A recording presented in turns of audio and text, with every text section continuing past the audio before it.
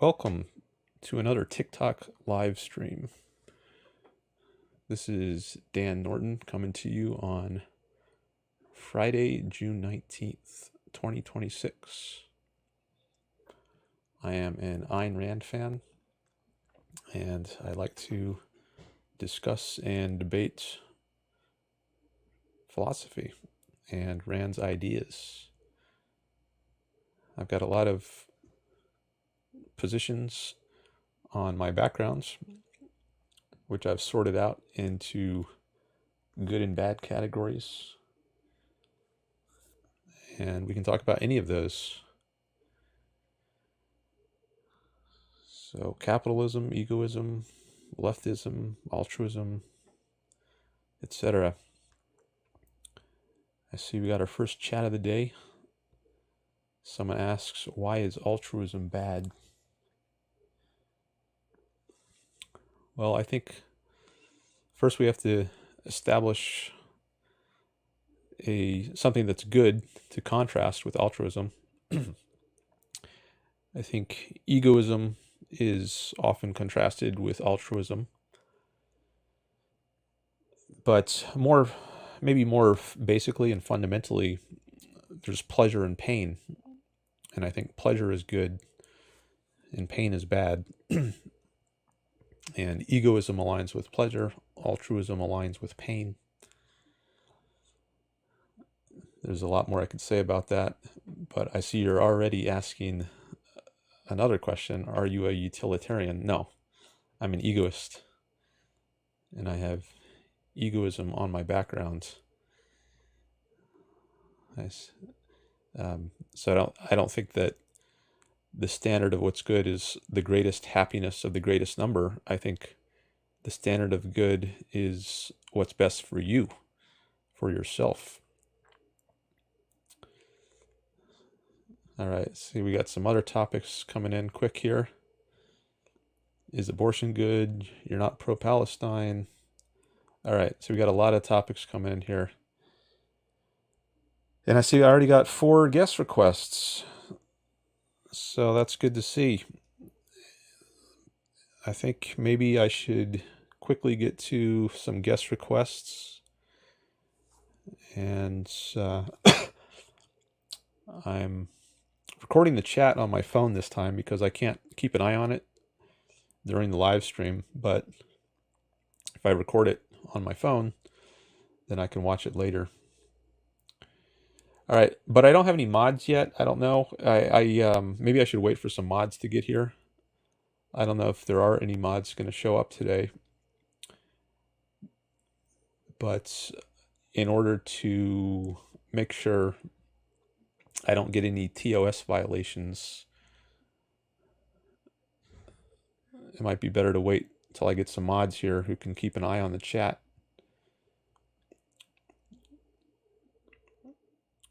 Because once I got flagged for hate speech, presumably because of something someone was saying in the chat,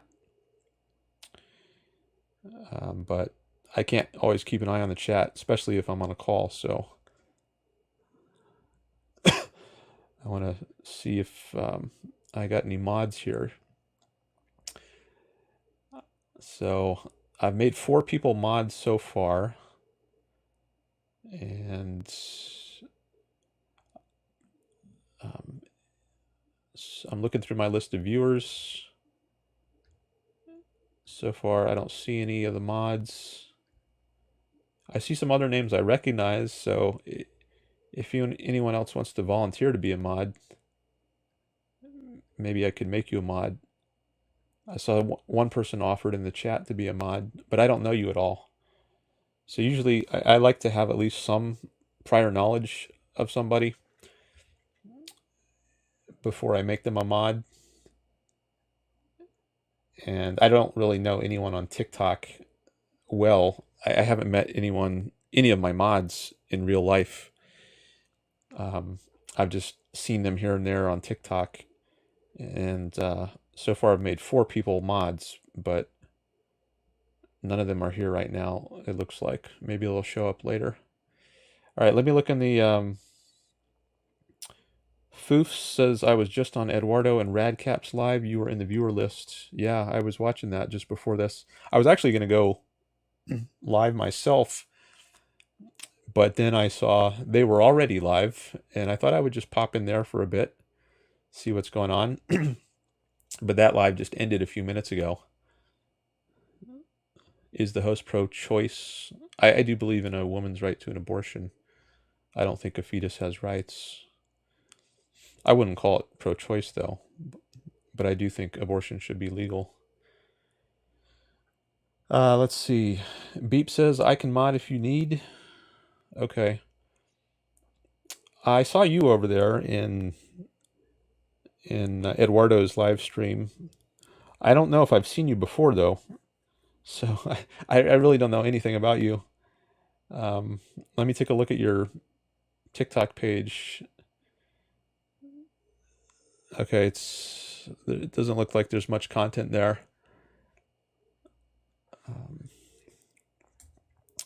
My main concern, I guess, is that I don't want my stream to get flagged for a TOS violation. You say, yeah, Radcap's my buddy. I don't know Eduardo, though. And Bree. Okay. Well, maybe that's sufficient. Dan was literally listening to me and Radcap talk for 20 minutes. Okay. I was in there for about that long. I don't know if I've seen you before, Foofs, but I do remember. I didn't realize that was you, though, who was talking.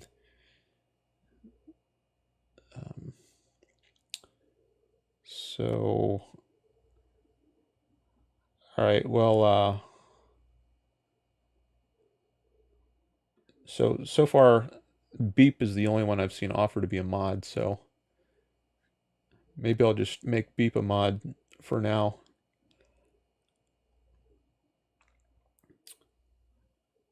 Okay, so I guess I'll give you the power to mute and block people. And disagreement is fine. I do like it to be civil, though. Beep's gonna mute and block me, says Foofs. Why would he do that? Maybe you're just joking. Tolto is now offering to mod as well. Okay. I've seen your name before, Tolto, but I don't know anything about you either. Let me click on your profile. Egyptian Hellenistic paganism. That's the first thing it says. Okay.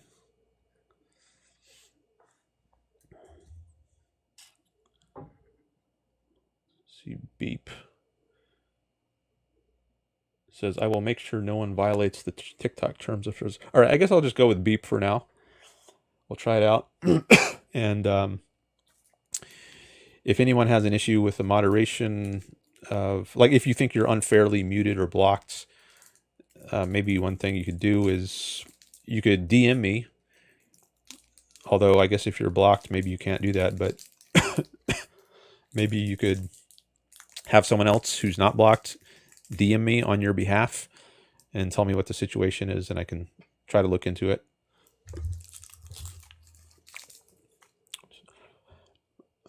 You could take a screenshot as evidence. You can also email me. There's a email associated with my YouTube channel, which is linked on my profile, my TikTok profile. Okay, Beep, I'm gonna make you a mod.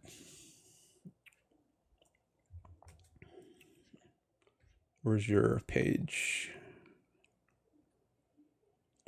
How do I do that?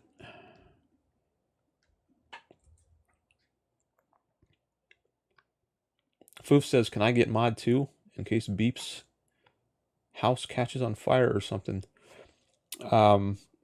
Maybe. Can you tell me a little about you? Like, what is your what views do you hold relative to mine that you see in my backgrounds? I'm curious to know a little about you.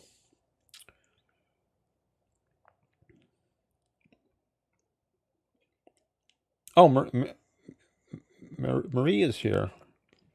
Are you the same one I gave mod privileges to before? Okay. How many callers are you taking today? I'm a liberal, capitalist, feminist, pro-choice, sympathetic towards egoism, says Foofs. Okay. All right, I'll try to make you a mod as well. Um, let's see, how do I do that? I forget how I do that. Oh, I think I remember now. There we go.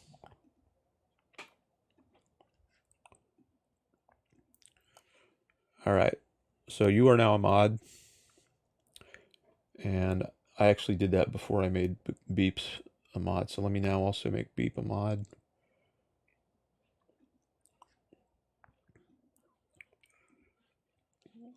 Okay. Beep, you're now a mod. All right, so I think I have 2 or 3 mods here now.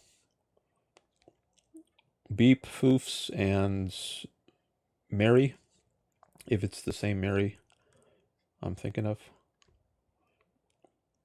Okay, now let me look at my guest list. I got 1 person in there. Oh, Beep. That's Beep. All right. Beep wants to talk. All right, I'm going to take Beep's call. Oh, Beep just disappeared. All right, now I have no one in my guest list. I had 4 people in there, and now they're all gone. You just had a question about rights, but it's okay. All right. Well, let me. I do want to see if I can follow the chat on this other page. Let's see. Where's my? I'm looking at my TikTok page. Whoops.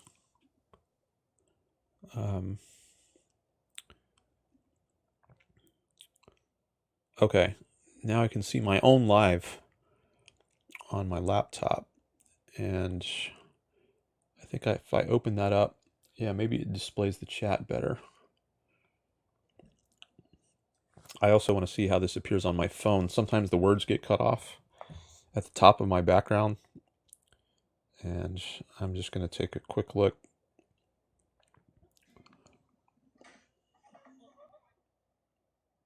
And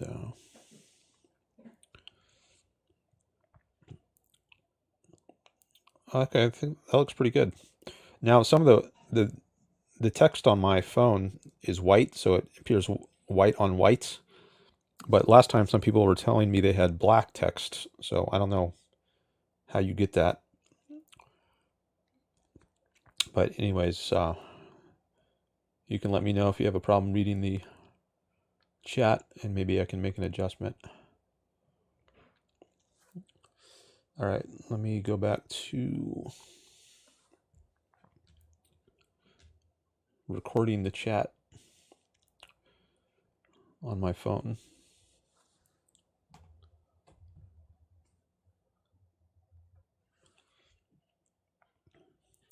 Oh, I guess I can't have this window open, and I need to. Okay. All right. Well, I don't have any requests at the moment.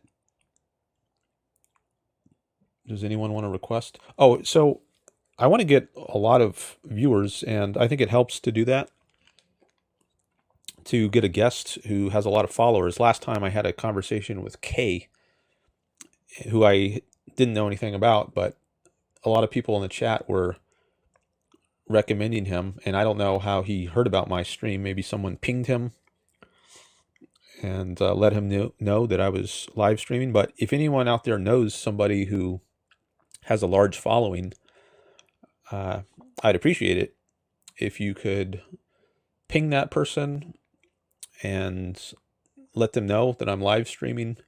It got up to 90 some people, over, I think at least 90, maybe 94 people last time during my call with Kay. And in a previous stream, I did a call with Ray Philosophy, and During that call, I think it got up to 153. So far, that's my record. Have you spoken to Divinity? Yeah, I've spoken to Divinity. He was on my YouTube channel a few years ago, maybe a couple of years ago. And he also called into my live stream once. I haven't spoken to him on TikTok, but I've spoken to him on YouTube. Foof shared the live. Okay. Yeah, that can also help get more people over here. How'd the discussion go with you and Ray? Well, you can actually hear it. I posted the entire live stream that she was a part of on my YouTube channel. So if you go over to Dan Norton 1, that's my YouTube handle, you can see the entire live stream. I thought it went well. It was maybe an hour or so long, and it was civil, which I like. We covered, we talked about capitalism and Marxism, and I guess that was the primary focus.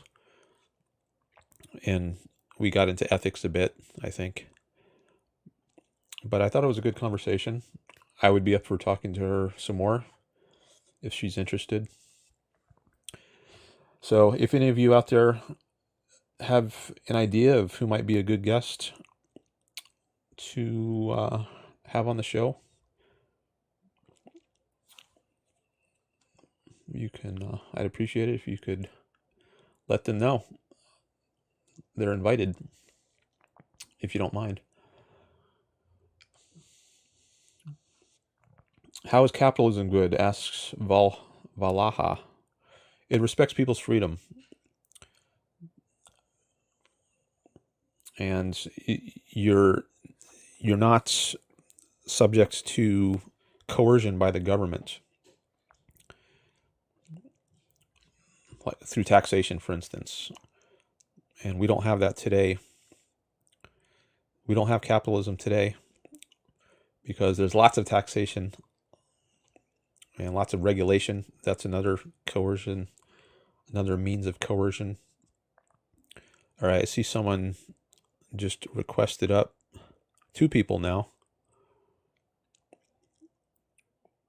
And I can't read the one name is in Persian or Arabic. The other name says DXXXX.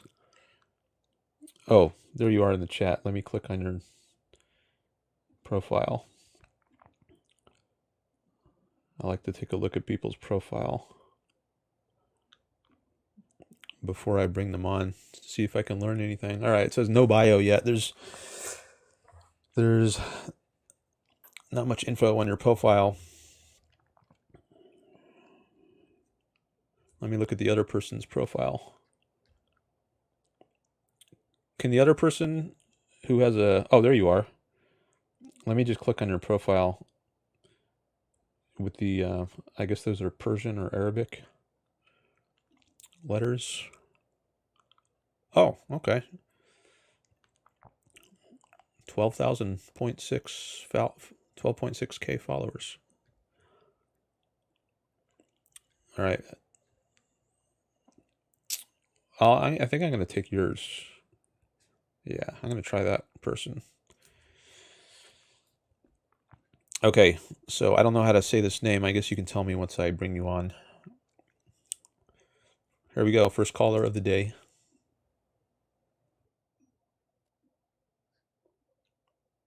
Hello? Yeah, can you hear me? Yes. Yeah, I can hear you. Yeah, so I see a few things in your background. Of them I wanted to ask about, it says you said you believe Israel is good. Can I hear the reasoning behind that? Yes. Can I ask your name? How should I address you? You can say dragon. Jargan? Dragon. Oh, And that's dragon. like a, yeah, I feel like that's easier. Okay, dragon. All right. So I think Israel is good because it's good at respecting people's rights, at least relatively speaking. compared to the surrounding countries, at least some of which I think are dictatorships. And compared to those countries, I think Israel does a better job at respecting people's rights.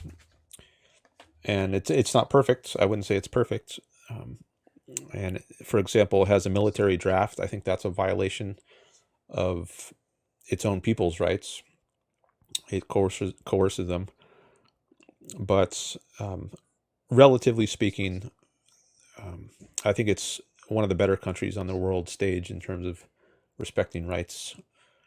And Okay, go what ahead. rights exactly are being respected? Can you like clarify on that? Maybe I could put it in terms of the rights mentioned in the Declaration of Independence of the U.S., the rights to life, liberty, and the pursuit of happiness. Life and liberty, interesting. Does that apply to Palestinians? I mean, it's a bit strange, right? Well, firstly, there's like an assumption that the US's laws are what dictates what is right and what isn't, right? And also in the case of Israel, you're relativizing its goodness to other neighboring countries. Like for instance, in comparison to Egypt, do you suppose that Israel is better at respecting the rights of its inhabitants? I don't know much about Egypt, um, so Okay, so but you're relativizing it. You're saying in yeah, comparison to its neighbors, yeah, Egypt being of the neighbors of Israel. yeah. So if you're not studied up there, right, or you're not apt pertaining to the politics of Egypt or its conditions, why even seek to relativize it? And also, again, what is it? What rights are being respected? I mean, when it Well, comes to I only preservation of life, it seems, I mean, I think it's pretty evident to anyone, right, the modern day that it's not applicable to Palestinians. okay. Well, I could have said more about Egypt, but you jumped in right after I said I don't know much about Egypt. So what I would have said right after that is, um, nevertheless, what I do know about Egypt makes me think it probably is not as pro rights as Israel. Like I think Egypt attacked. It was one of the countries that attacked Israel in multiple wars, I believe.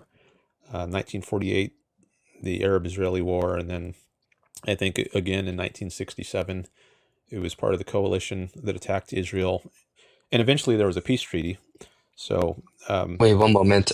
So you're saying that Egypt does not respect the rights, or the standard human rights, and your evidence of that is the fact that it attacked Israel? Is that well, the I argument think here? Israel is a semi-free, at least, country, and I don't think it's warranted an attack on it. Yet it was Israel attacked. has not wanted it attacked. Okay. Um, what do you think of you know, Israel's State of Defense Ben Gavir speaking out recently, claiming that for any Israeli mother that cries, 1,000 Lebanese mothers should also pay, right? To be put under the same condition, right? Do you believe that respects human rights, especially given the fact that they're consistently attacking Lebanon? Okay, I would need to hear that again in order to give you an answer. Um, Okay, so well, hold on. Israel's Let's go slow here. Let's like do one little point at a time. So Yeah, so go ahead. given Israel's cabinet, right, Ben Gavir, its state of defense, right, he states that for every Israeli mother that cries, 1,000 Lebanese mothers must pay. And he recently came out stating this, and and he himself admits to the fact that he informed Netanyahu of this.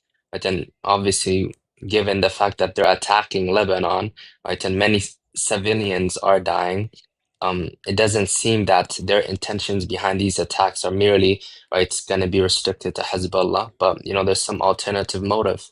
And again, right, if Egypt, like, maybe you can respond to that, but I also want to make a quick second point, is that your claim about Egypt, not of Israel potentially being better at respecting human rights in comparison to it, is due to the fact that over 90 years ago, they attacked Israel unjustifiably, quote unquote, right? But you don't think that the over 70,000 civilians in Palestine that have been executed and killed, right, the current genocide is occurring, or minimally an ethnic cleansing, that doesn't violate human rights? Okay, well, there's a lot of things that have come up here, and some of them I'm not familiar with. So I think I should try to narrow it down to the points that I am more familiar with. Um, Maybe a good one to start with would be the claim of genocide. I don't think that's Israel. I think that's a smear of Israel to say that it's engaged in a genocide. I Mm. think it's engaged in a war of self defense. It's been attacked numerous times, and some of which I mentioned: the 1948 war, 1967 war, Oh my October gosh. 7th. So I think, in light of the history, I think it's reasonable to view Israel as engaged in wars of defense, not trying to exterminate other people, but preventing attacks on their own people.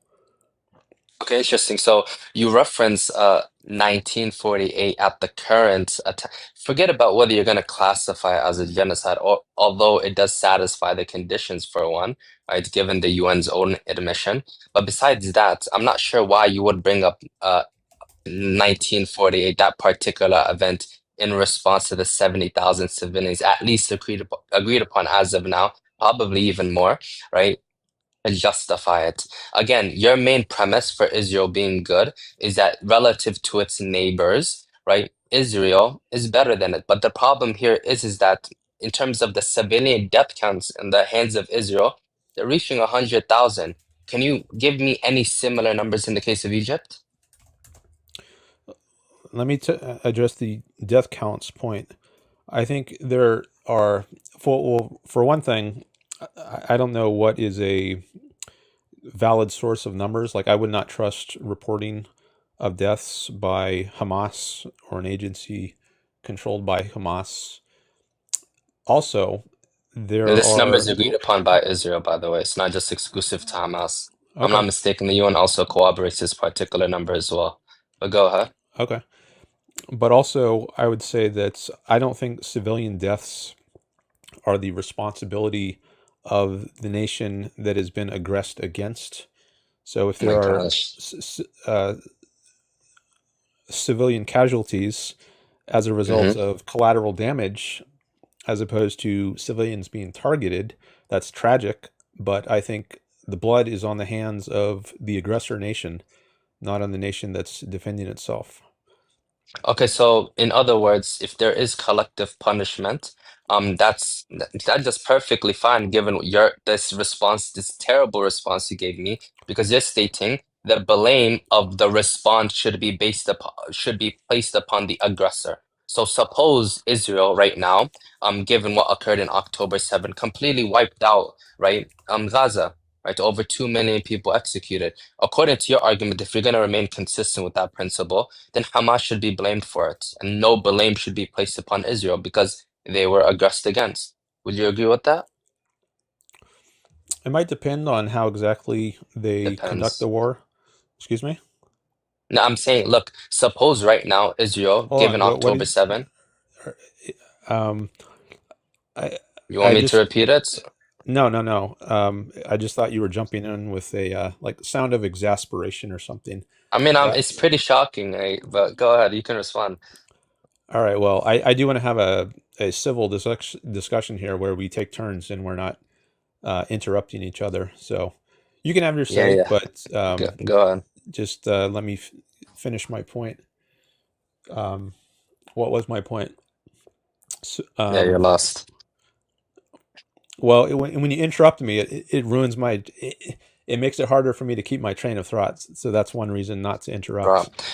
I'll repeat it, right? It's not an issue for me. So your response to my former question, right, is that Israel should not be blamed, right, for the amount of civilians that die as a result of their response, given the fact that they were aggressed against. Now, suppose, given October 7, that Israel, instead of what they, in terms of the civilian casualties as we know it today and agreed upon 70,000 minimally, right? Suppose they just wiped out the entirety of Gaza as a response. Would you Hmm. say that Israel, in this particular case, should be blamed for it?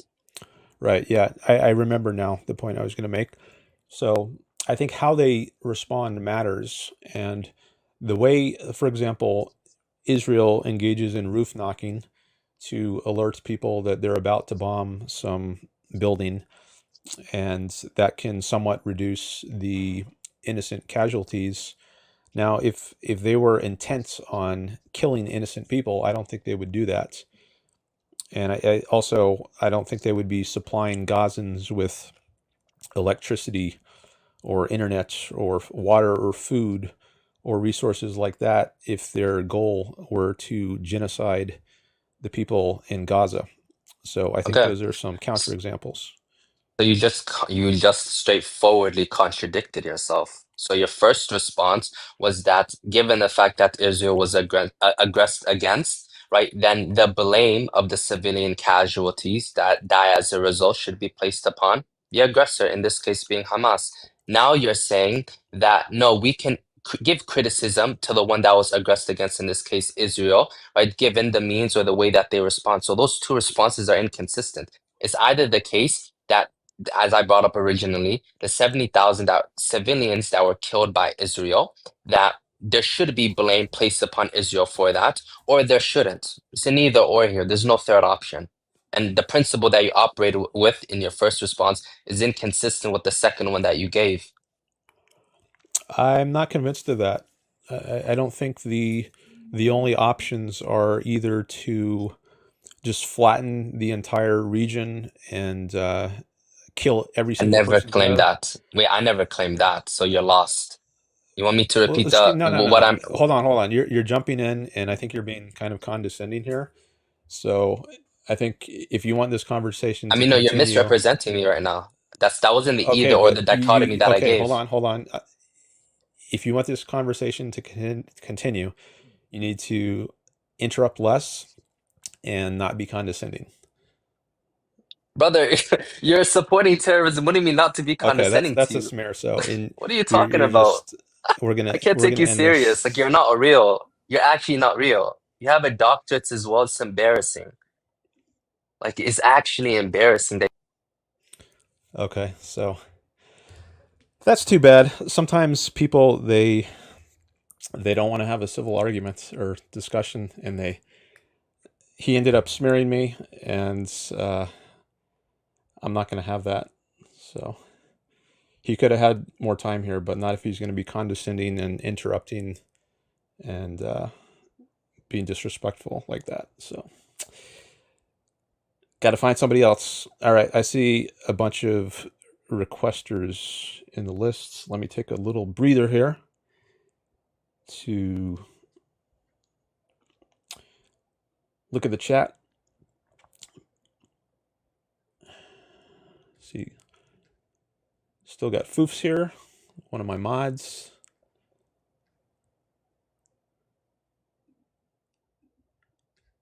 And I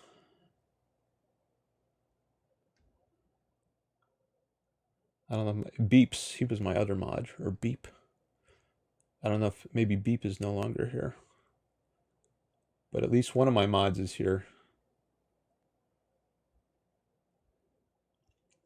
Gotta have at least one mod.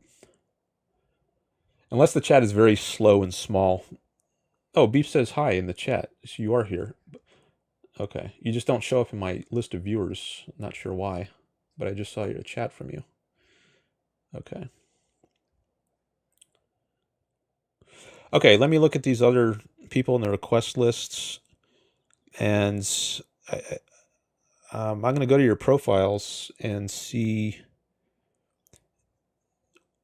what your profiles looks like, including I want to see how many followers you have, because I do want to get a lot of viewers here. And I guess if you have a lot of followers, then that might increase the chances that a lot of people will tune in. So let me go to your profiles. Chuddy and the Great,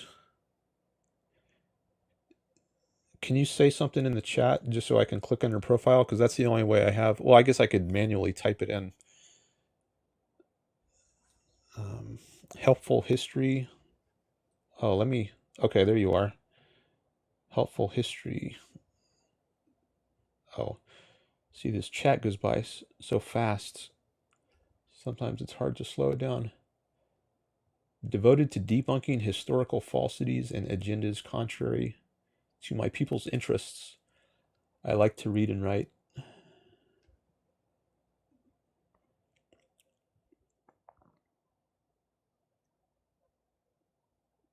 Okay. Let's see. Chudian.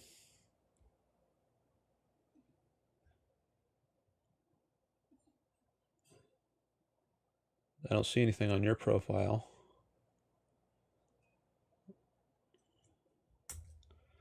All right, now I got some more people requesting up. Let me look at some more of these accounts.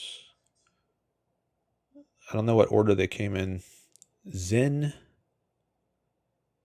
24 Chromium, Horizontal Inquiry, Redion 3F Con, and Pickamon just came in. And 3 underscores. Oh, someone wants to debate determinism. That's the 3 underscores. Let me click on your profile. Okay. No bio.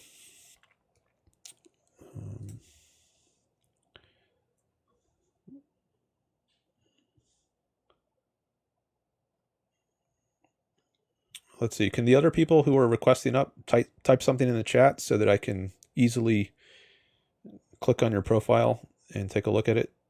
That'll help me decide who to take next. Horizontal inquiry.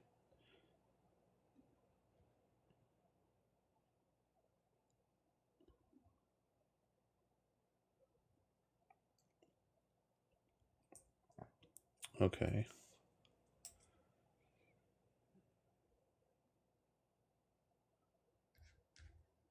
I think this is the largest number of people I ever had at once in the request list. It's 8 people now.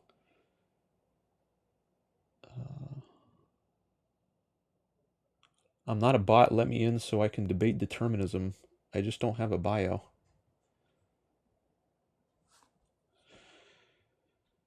All right, maybe I should just take that. All right, we can do at least a short debate on determinism. All right, I'm going to take 3 underscores.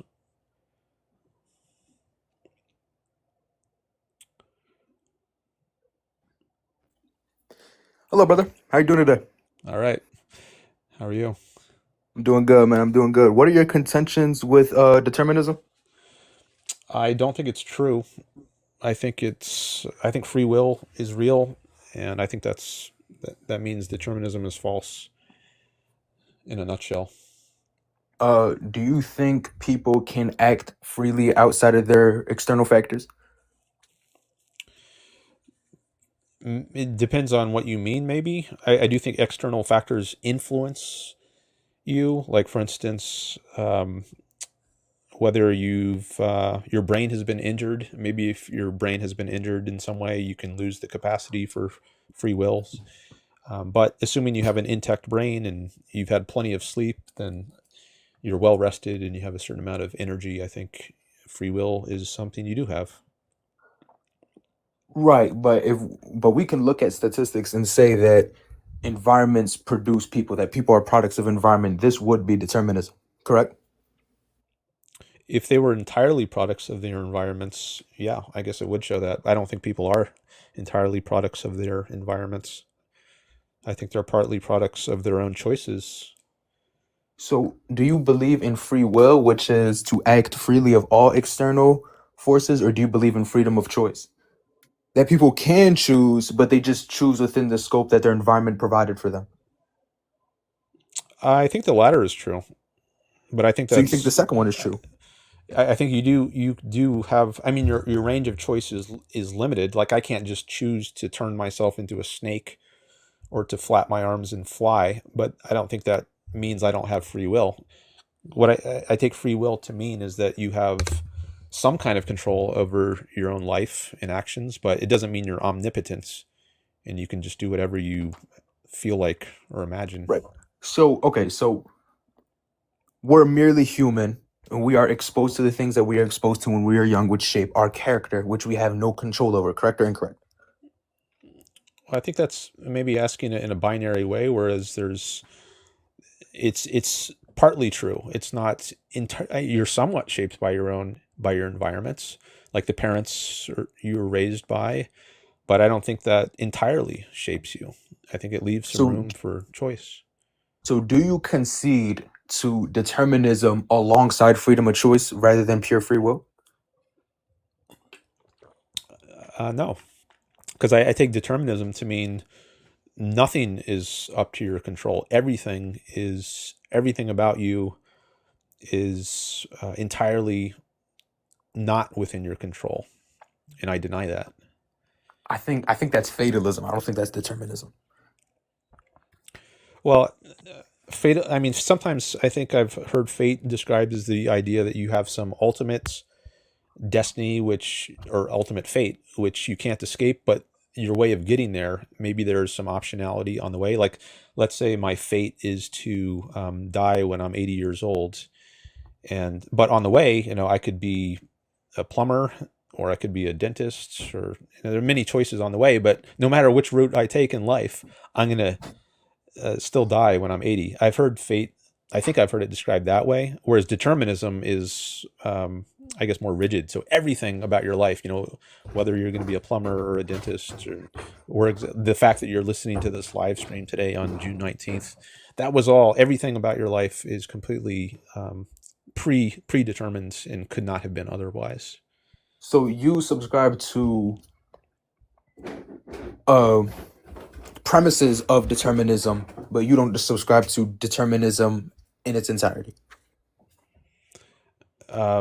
Well, what do you take the premises of determinism to be that I subscribe to? You subscribed and said you subscribe to the belief that outside factors shape who you are, even to an extent. Well, I think that's true. I wouldn't say that's um, conclusive, though. I don't think it establishes the conclusion that determinism is true. Right. All right. Well, I appreciate your thought, bro. I'm gonna go out. Okay. Thanks for your call. All right. Have a good day. You too. Oops.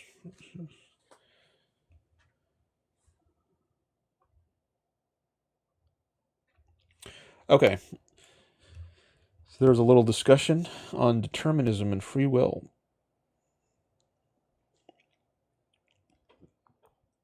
The first one I had on that topic, I think, on a live stream I was hosting. I did discuss free will on somebody else's TikTok live, but I think that might be the first time it came up in my own live.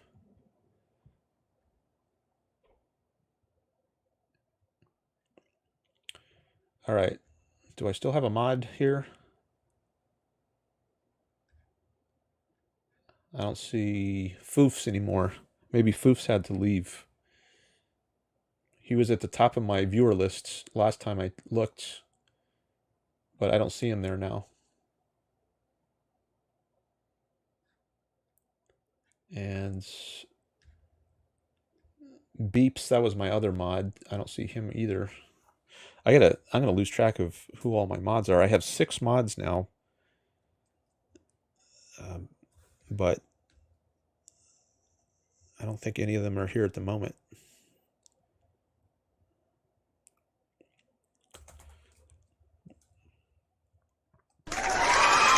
Whoops. You probably heard the soundboard there. I keep forgetting that when I have TikTok live on and I press Command 1, it activates the applause on the soundboard. Usually when I press Command 1, it's to get to a certain tab in my browser. but I can't do that when I'm live streaming on TikTok.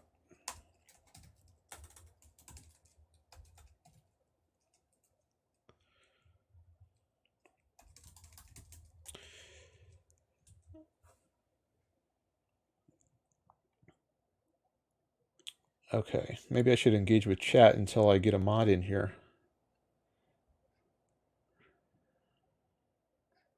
Or until somebody else volunteers to be a mod. Because I can't keep an eye on the chat and also do a call. That's hard.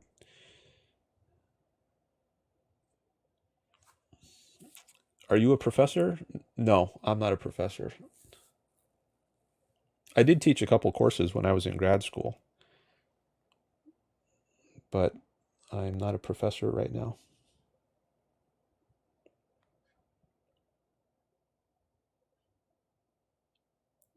Why do you need a mod? Your chat is civil, just debate. Well, maybe it's civil at the moment. I don't know. I haven't been able to read everything, but just because it's civil right now doesn't mean it's going to stay civil. I did a live stream a couple live streams ago. My live stream got flagged by TikTok, and I had to restart the live stream. It said I was flagged for hate speech, and I assume that's because of something somebody said in the chat. So I'm responsible for keeping the chat. Oh, Bree is here? Okay, great. Bree is a mod, at least for 30 minutes. Okay, great. Thank you. Okay. All right, I can take a call now that I've got a mod here.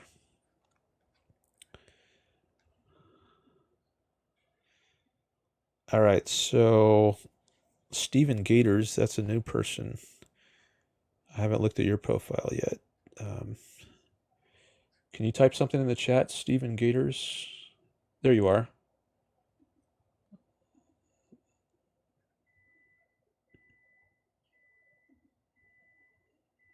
All right, no bio. Seems like many people don't have a bio.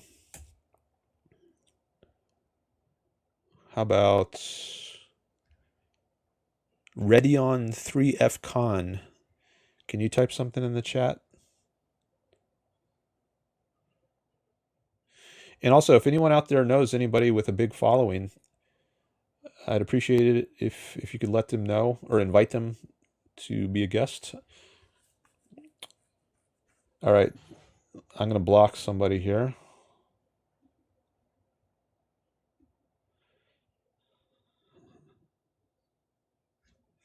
Somebody who was in the request list was rude in the chat, and I just blocked that person. So I guess I'm not going to take that person.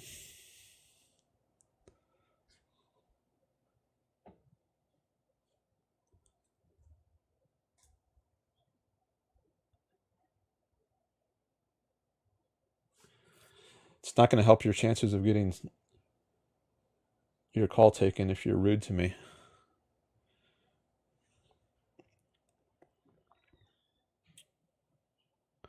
All right, I see someone just tagged somebody and says request up low tier. What does that mean? Are you saying I'm low tier?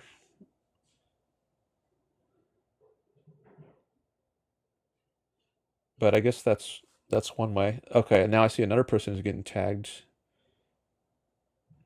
So it looks like people are tagging people who might be guests. I'm curious to look up these profiles. David Lichtenstein.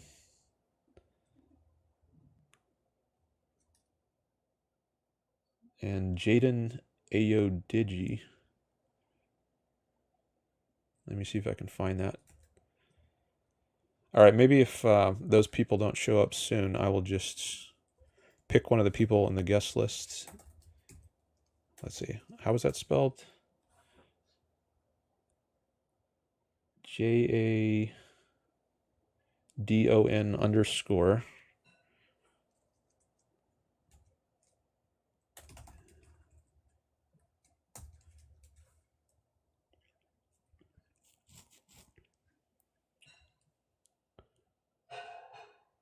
AYODEJI.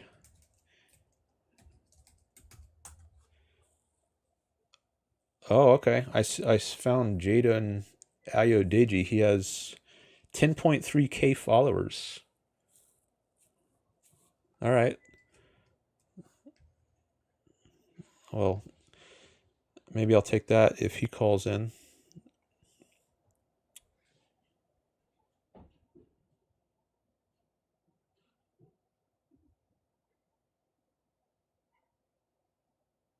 Someone DM'd me.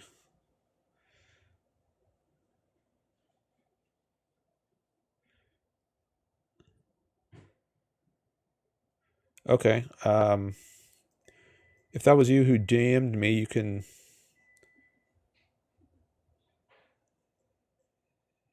get in the request list.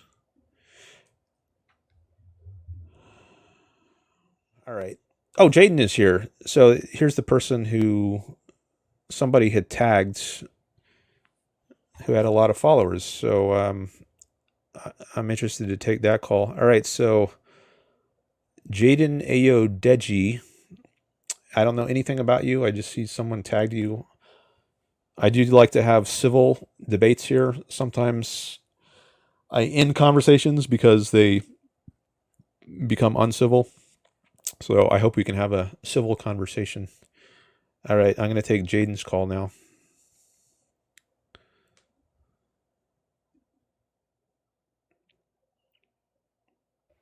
Oh, I have to hit it. Oh, here we go. Hello? Hey, what's up? How's your night going? Going pretty well so far. And yours? It's going pretty well. It's going pretty well. It's just cold, to be honest. Okay.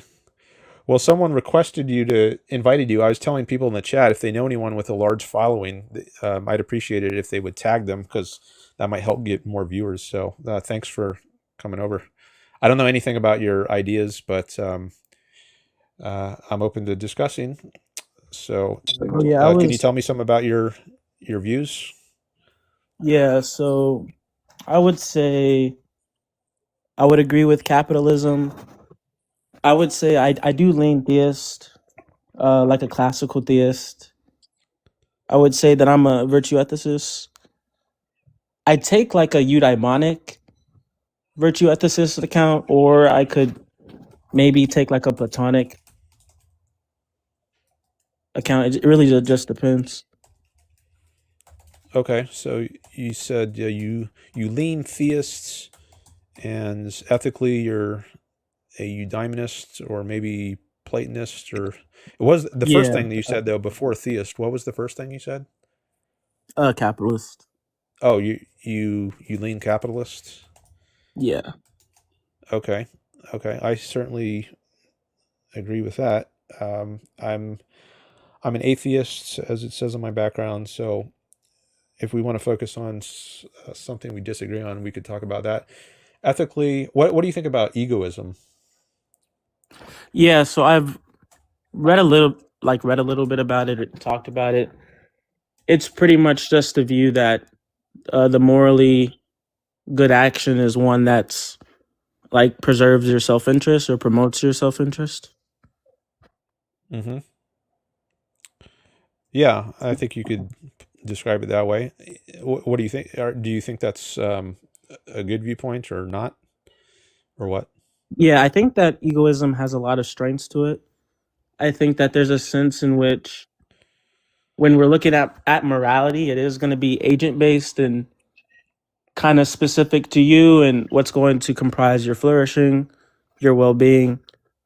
But I don't know. But I also think that there's a sense in which it's not totally on me. Okay.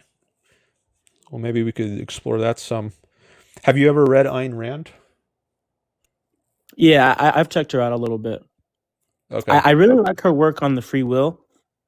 stuff, how she talks about how free will is the mind's ability to like make choices, decisions. I think that she gets a lot of that stuff right. Okay. So we're somewhat in alignment on the ethics, but you said you are a theist, or you lean theist. Any particular religion, like Christian or Muslim, Yeah, or like Christian, and I think like for me, like I have like a set of theological virtues. Things are gonna be like faith, hope, charity, and like charity is a virtue where it's like in a way kind of putting someone else above you in a sense when you're, I guess, in an act of giving. And like the situations that I think about that I guess would kind of take me away from egoism is something um like let's say you're gonna be unalived. If it's the case that you don't rat someone out, but it's the case that maybe you refuse to rat them out insofar to like preserve some justice or something, and you get unalive for it.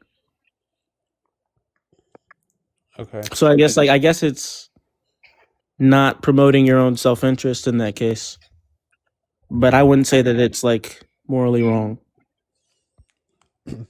all right. I'm wondering now if we should talk about faith.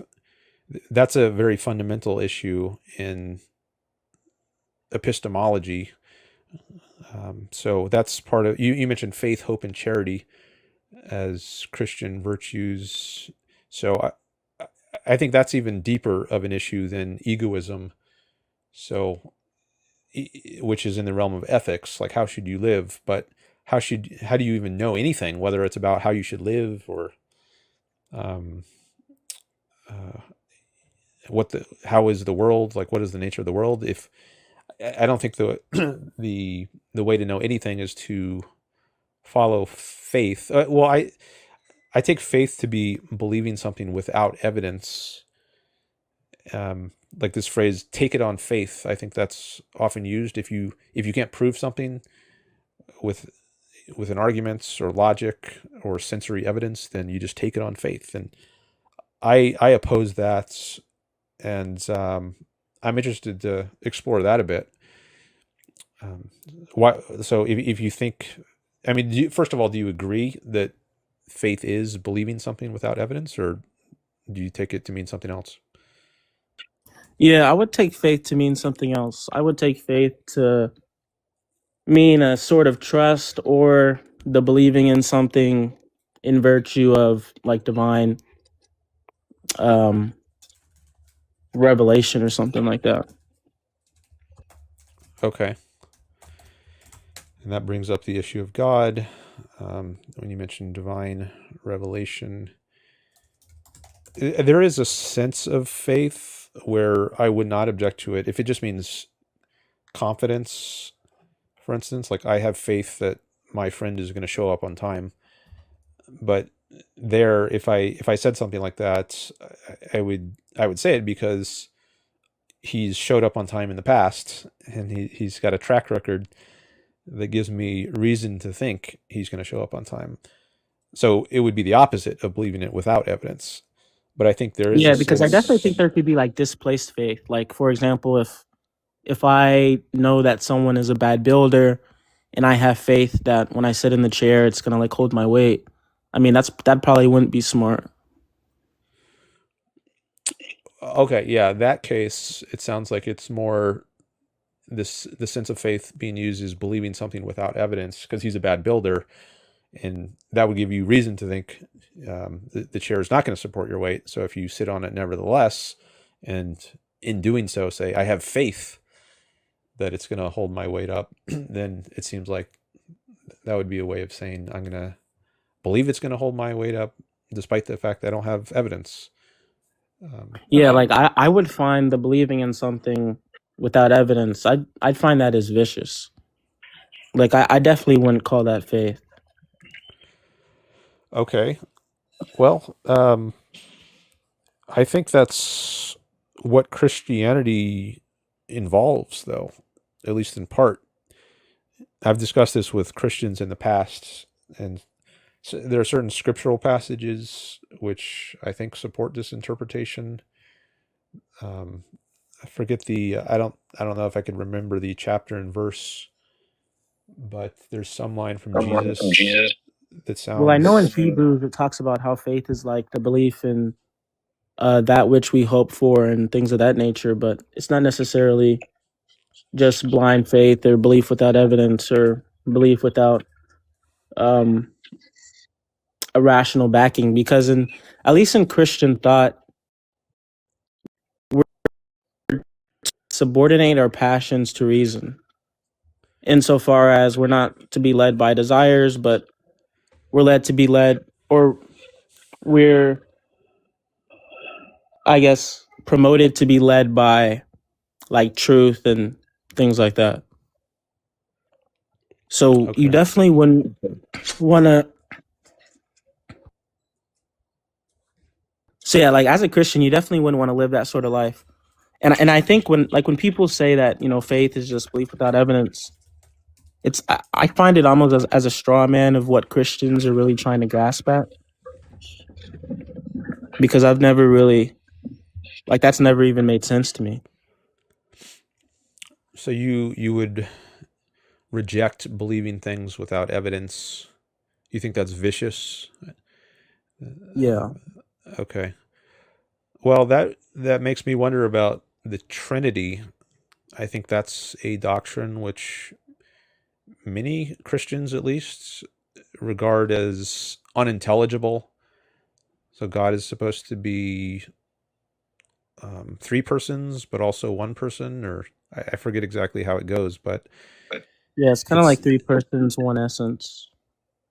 okay. Now, do you think the Trinity makes sense? It's rational. It's completely intelligible. I would say that it depends on what account of identity you're operating under. I think if you're under like a relative identity model of identity, I think that it, makes a lot of sense. A relative identity model is one where you're not saying that A is identical to B such that there's a one-to-one relation or it's 100%, but you're saying that A is identical to B in terms of X, for example. So in the case of the Trinity, you'd say that all the persons are identical, not in some sort of one-to-one relation, but they're identical insofar as they share the same like essence. Okay. Well, I don't know if we should pursue this some more, but well, I'm taking some notes here. I'll just make a note about the Trinity, and maybe we can come back to that. But maybe it'd be good to throw some other examples out and just see what you say about them. So miracles in the Bible. So the Red Sea is parted. A woman is turned into a pillar of salt.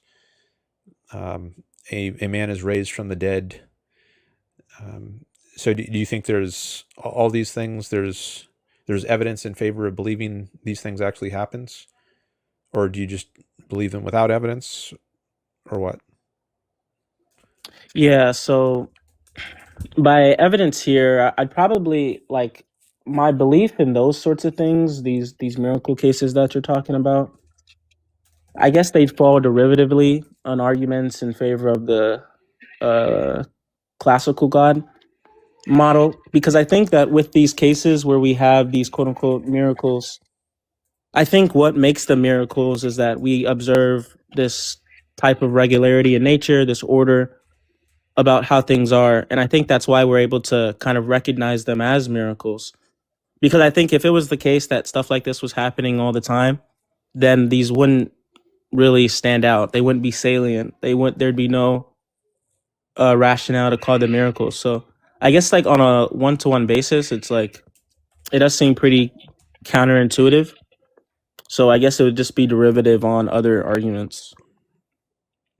Okay. So do you think these things actually happened? These miracles?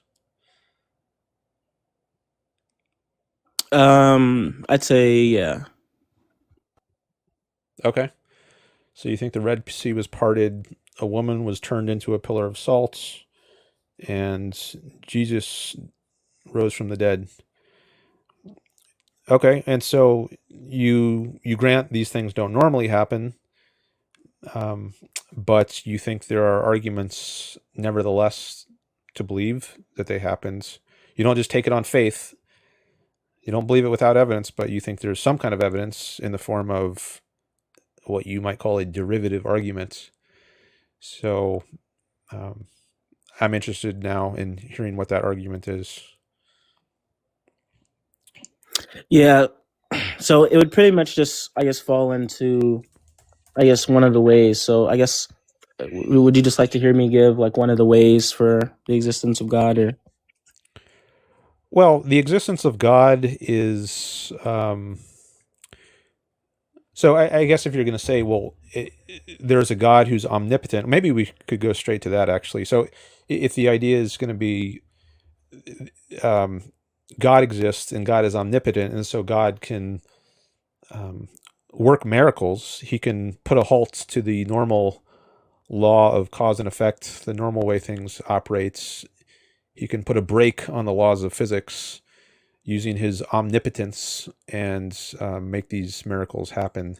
And so that if you can argue for God, then you've got an argument that all these miracles can happen.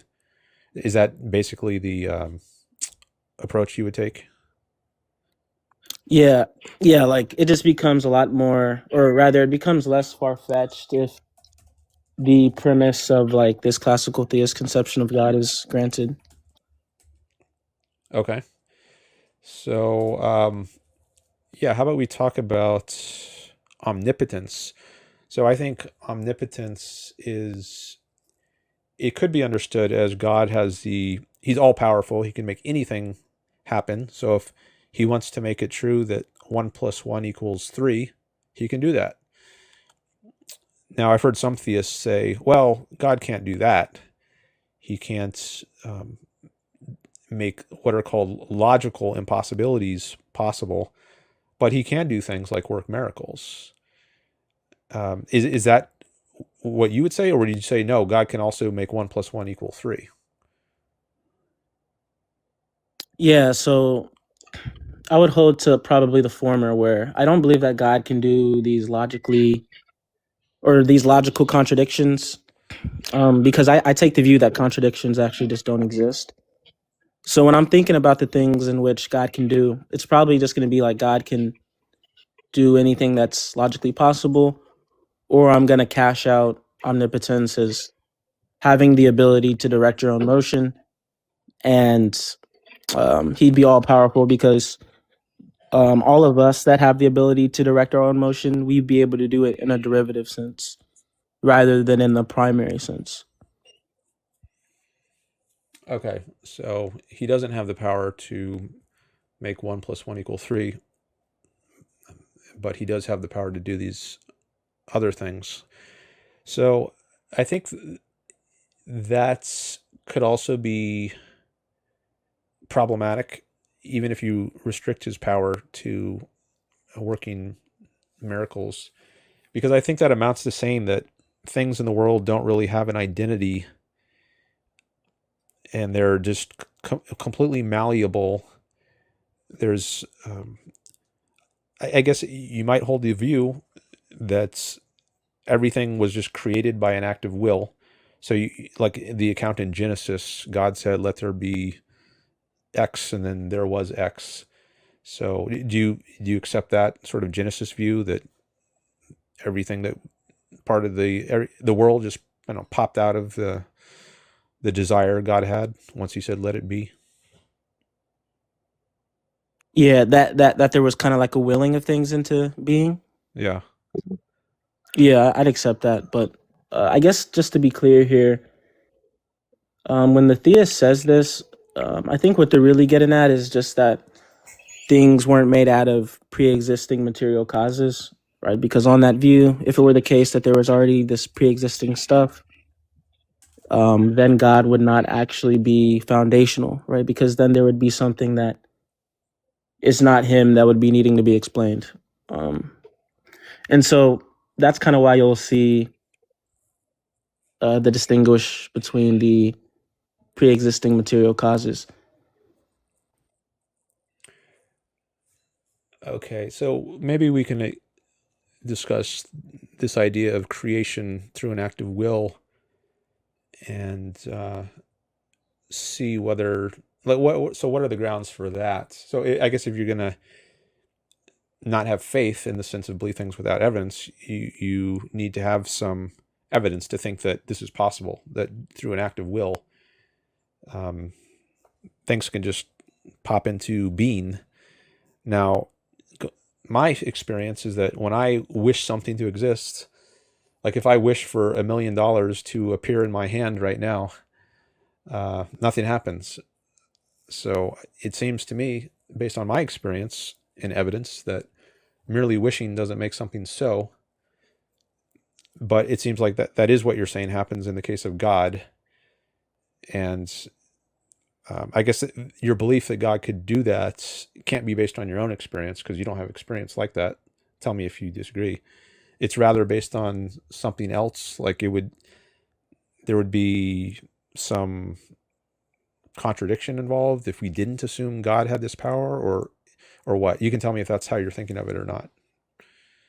Yeah, so the way that I'm thinking about it is, or because okay, so I don't know, like it's gonna sound weird because I haven't done like the groundwork or given the arguments prior, but the way that I would think about it is that God would be, at least on the classical theist account, he would be being itself, right? So there's a couple of conceptions of God where he's like a being among beings, but under the classical theist conception, he's just being itself. So he's not a being among beings, but he's being itself.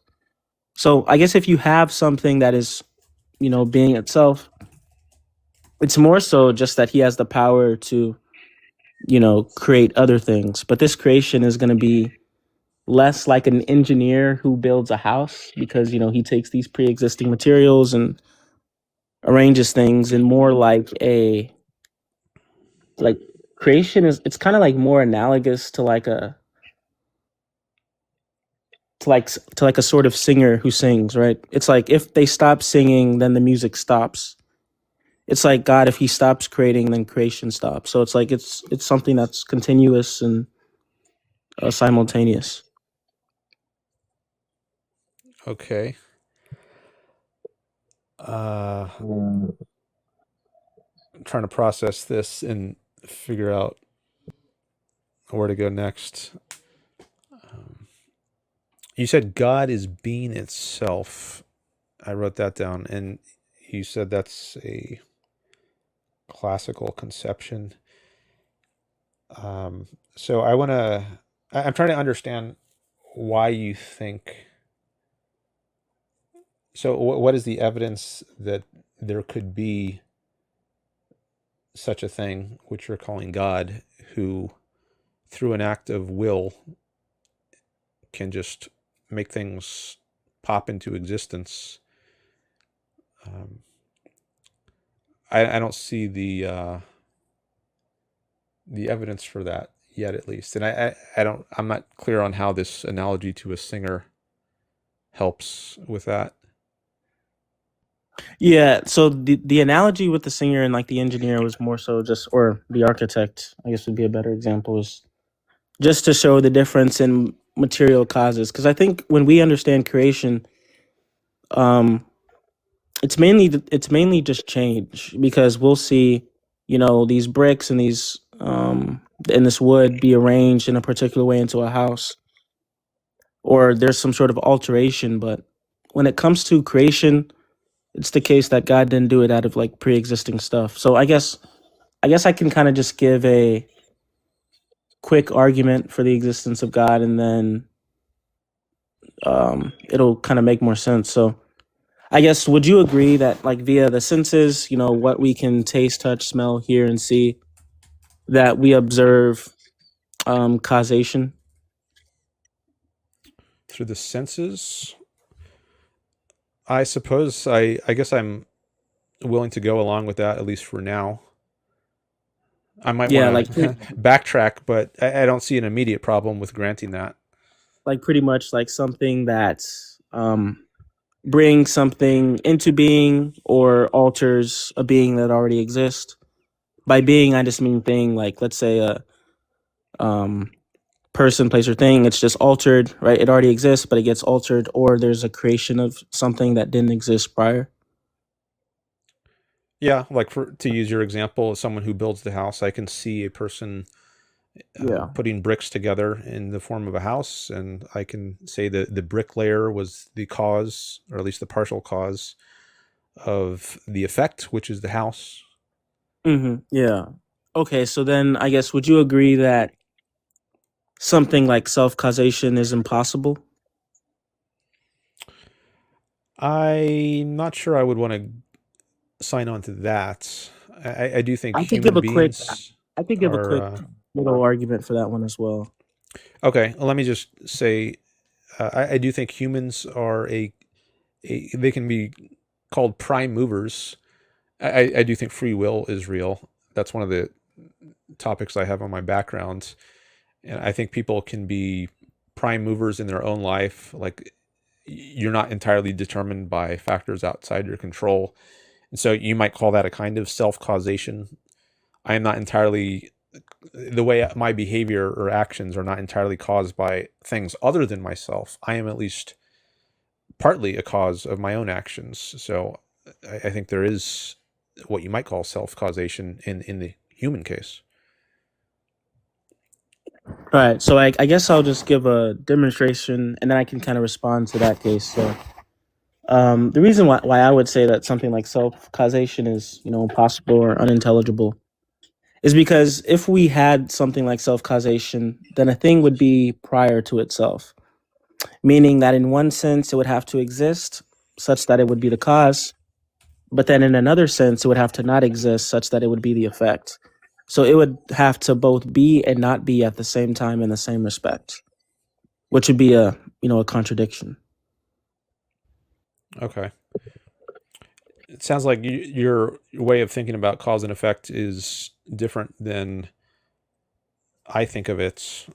So the way I think of cause and effect or causality is something has to act in accordance with its nature, and it's not as directly related to time as I think the way you formulated it is, or you have something happening at time A and then or time one and then something else in effect at T1 and then in effect at T2. Maybe that's related, but it's not the exact same way of thinking of causation. So I guess I don't see that the way. Is there something contradictory about this way of thinking about cause and effect? Something has to act in accordance with its nature.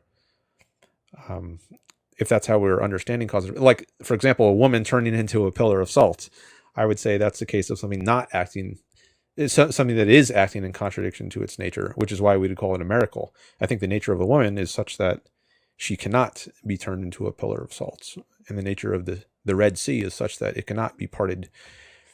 So these are miracles, are where you have things acting in contradiction to their nature. But I think you would say, well, because God is all powerful, He can make these things happen nonetheless. So you would actually say there are no contradictions involved in these cases. So I guess I think I would try to argue that in believing in these miracles, you're the one who is endorsing a kind of contradiction, whereas I don't see that I'm doing that in endorsing the idea of free will or self-causation. Yeah, so I think that when it comes to like free will, I would also endorse free will. I don't think that corresponds to a type of self causation, right? Because I think like in the case where we have um, people that are making choices, and that they're I guess the cause of these particular events that happen. I would see us as secondary causes rather than like a primary cause. So I would say that we would be doing it derivatively insofar as our existence would be being sustained as we're acting with intention and we're making these decisions. So by causation here, I think I'm mainly speaking about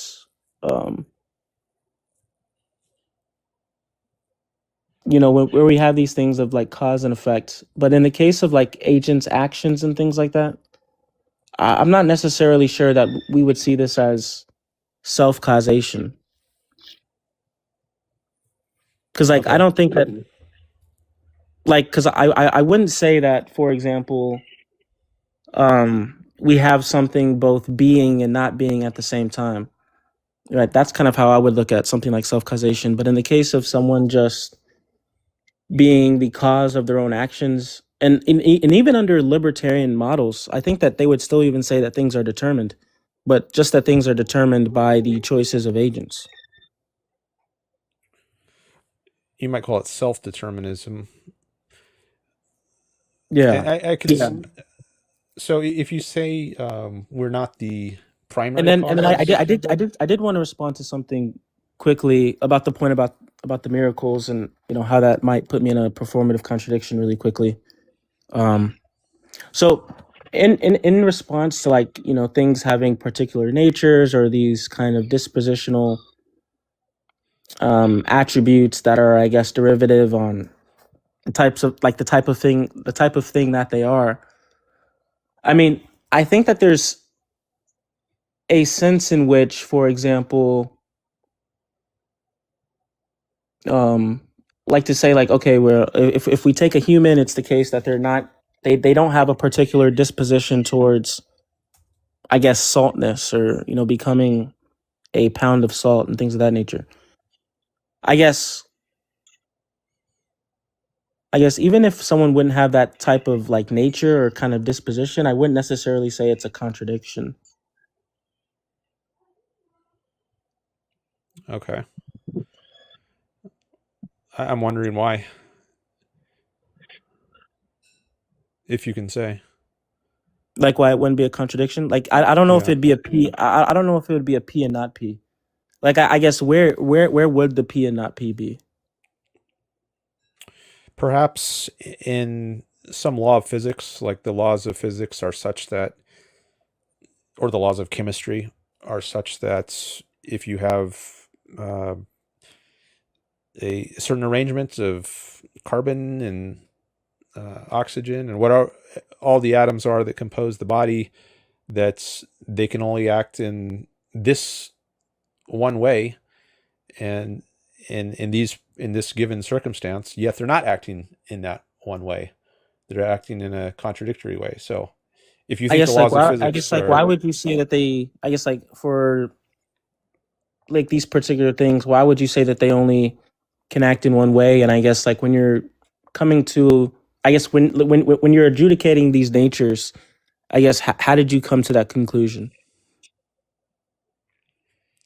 I guess it's an induction that you reach through observation, um, such as like every time I let go of a rock, it falls to the ground. And I mean, there is a problem of induction, and I don't know if we should dig into that. Maybe we can, but I do think induction is a legitimate means of knowledge. I think many philosophers would dispute that and agree with Hume that there is no solution to the problem of induction. But I think the Yeah, I way would disagree with Hume on that. Yeah.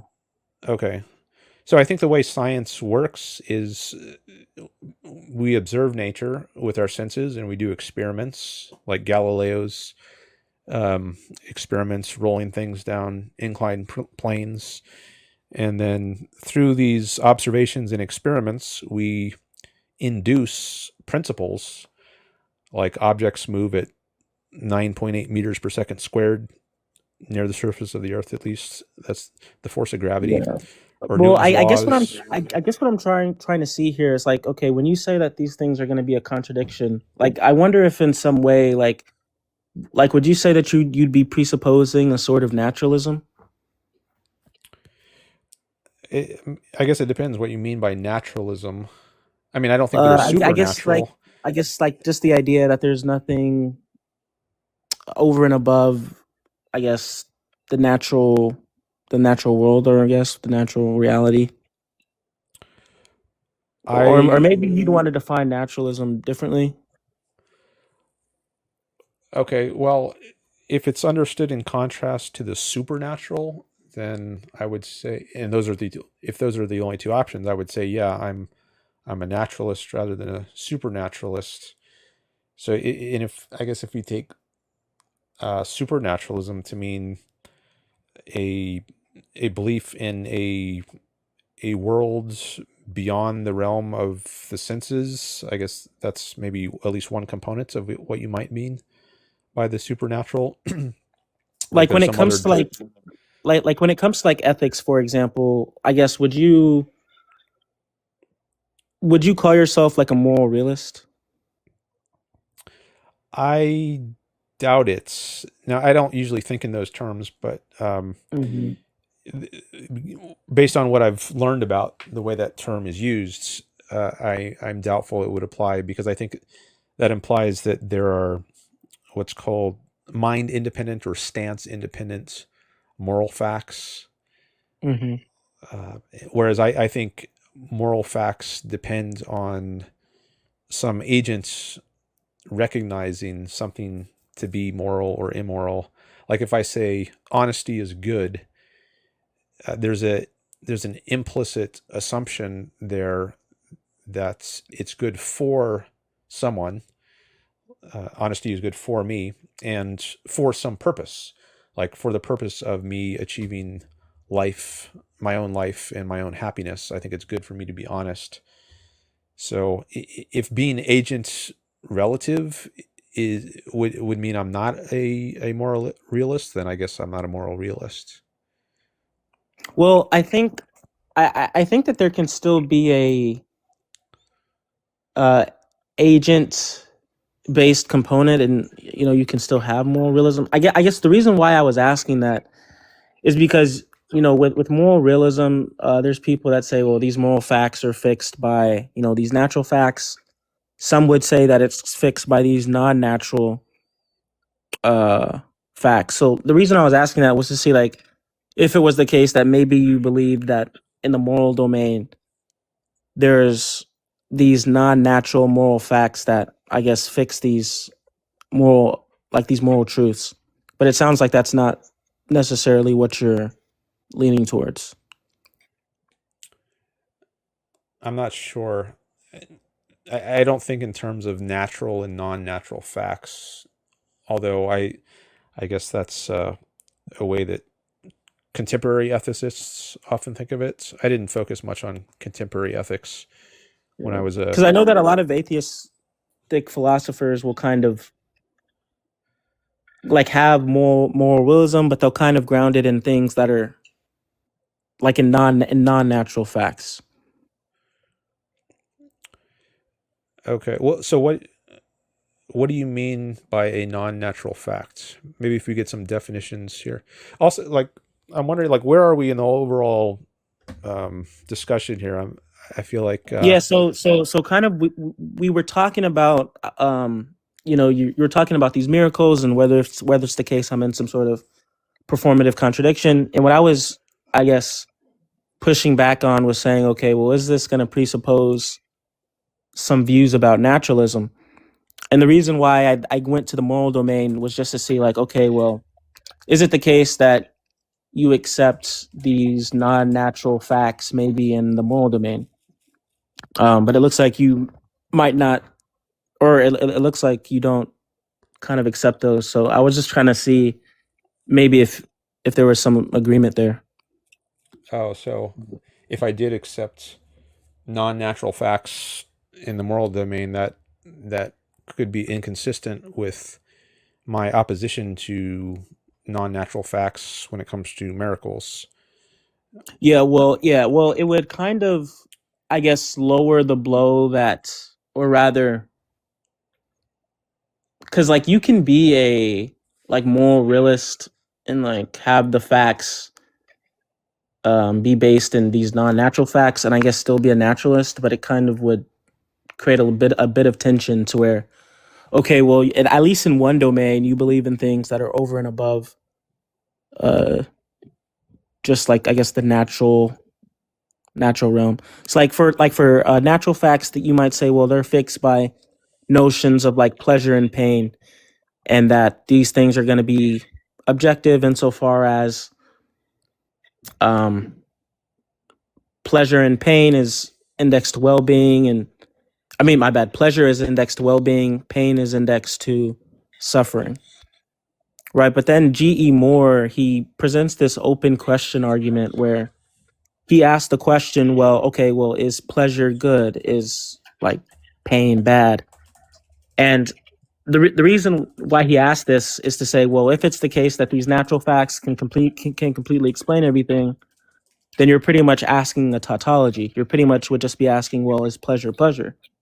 But it doesn't seem like we're asking that. It seems like it's a genuine question to ask something, well, like, is pleasure good? So then it seems like, okay, well, it seems that these moral facts are over and above just these natural facts.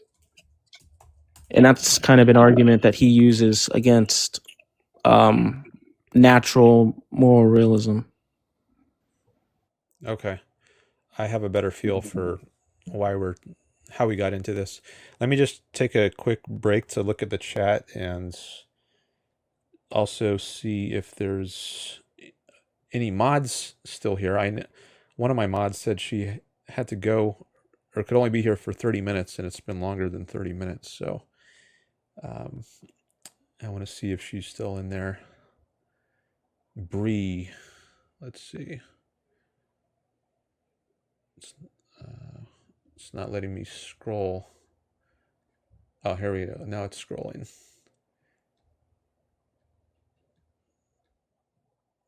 Don't see her yet. Okay, looks like I don't see any mods now in my chat. So maybe I should either get a new mod or just keep an eye on the chat myself, but that's hard. Let me just look through a few of these chats. Moxie is here. I've seen your name around.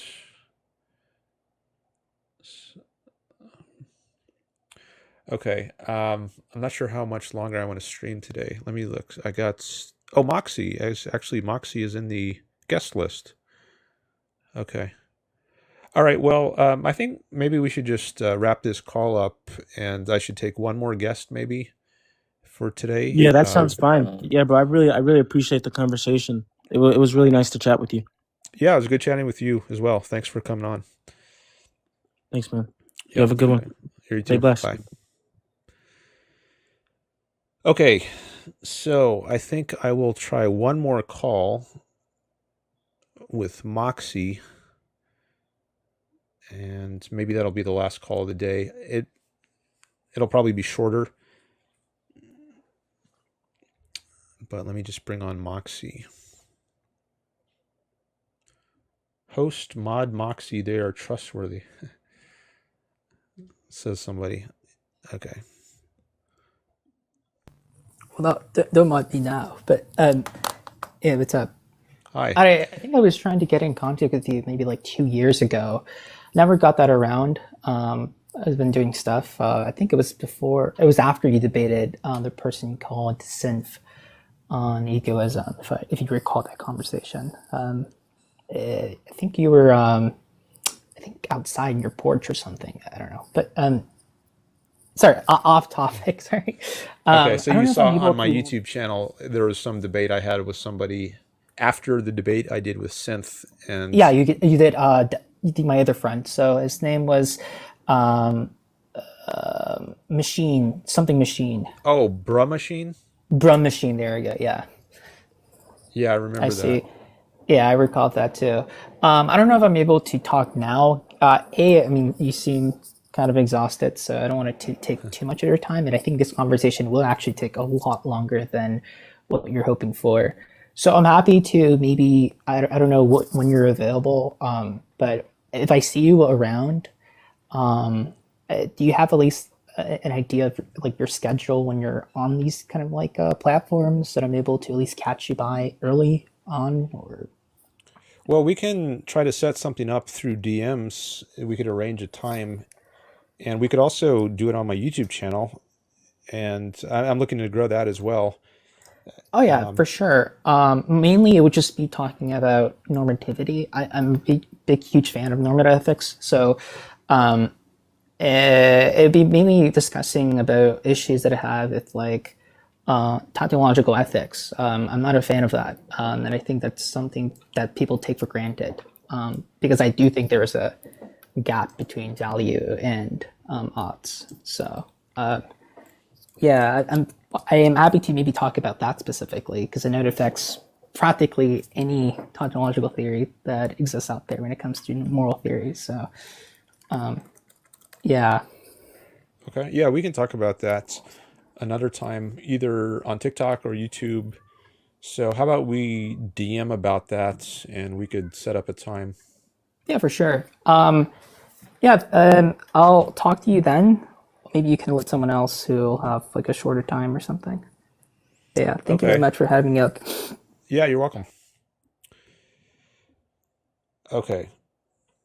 There was one other person in the list, but looks like they dropped. But I want to end the stream anyways. So I will just say thank you everyone for coming by today.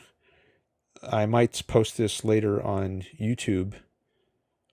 So if you want to catch the entire stream, if you missed part of it today, maybe you'll be able to find it on YouTube eventually. It might take me a little while to get around to posting it.